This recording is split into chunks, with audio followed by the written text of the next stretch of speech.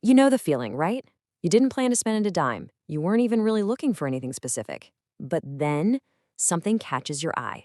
A flash sale notification pops up. A perfectly targeted ad scrolls by. And bam, before your rational brain can even get a word in, your card's already been charged. Look, if that sounds familiar, you are so not alone. Research shows that the average person makes somewhere between 3 to 5 unplanned purchases every single week.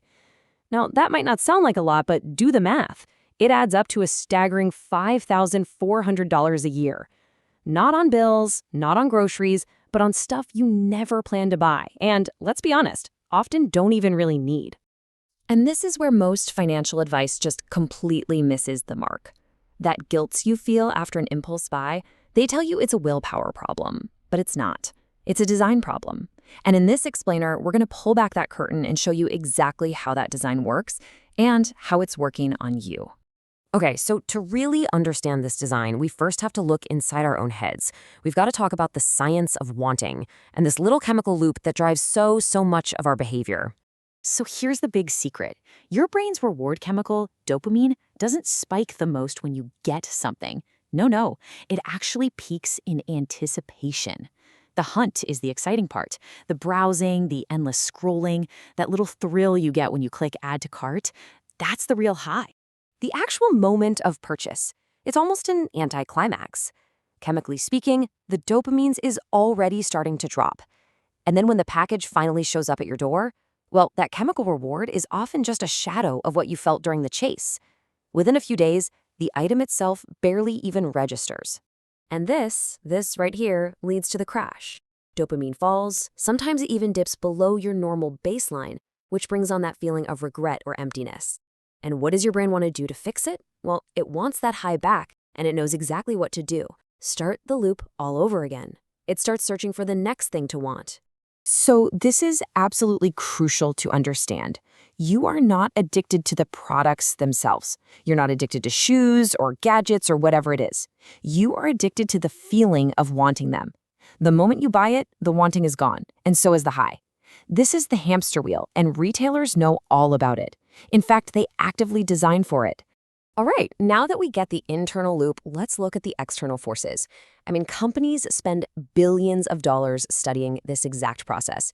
They have built an entire playbook of tactics, all of them precision engineered to bypass your rational brain and speak directly to your emotional one. And these aren't just theories, this is standard operating procedure. Think about scarcity bias, that little panic you feel when it says only 2 left in stock. Or anchoring, right? That was $200 price makes $79 feel like a steal, even if it was never actually sold for $200. And then there are things like friction removal with one-click purchasing. It literally makes it faster to buy something than to think about it. And believe me, these are just a few, and they work on all of us, even the people who design them. Okay, so we've talked about the immediate cost, we've talked about the psychological cost, but the most significant price you pay for this stuff is completely invisible. So let's run the real numbers on what a small impulse buy actually costs you over time.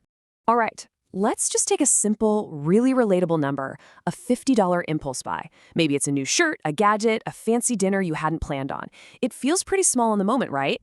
But here's the thing, that $50 isn't just $50. If you had invested it instead, earning an average market return of, say, 7%, its value would double in about 10 years. So that shirt isn't a $50 decision. It's actually a $100 decision. Okay, let's fast forward another decade. After 20 years, that same $50, just left untouched, has now compounded to $200. You can see how the growth is starting to speed up. And this is the magic, the power of time. In 30 years, that one single $50 impulse buy becomes $400. All of a sudden, that small purchase today is actually a retirement decision. You're not just spending $50, you're spending its entire future potential. Now hold on, this isn't meant to make you afraid to spend money, not at all. Spending on things you genuinely love and value is one of life's great pleasures. The goal here is to just shift your perspective. It's about stopping the trade of a fleeting 3-second dopamine hit for a lifetime of lost opportunity.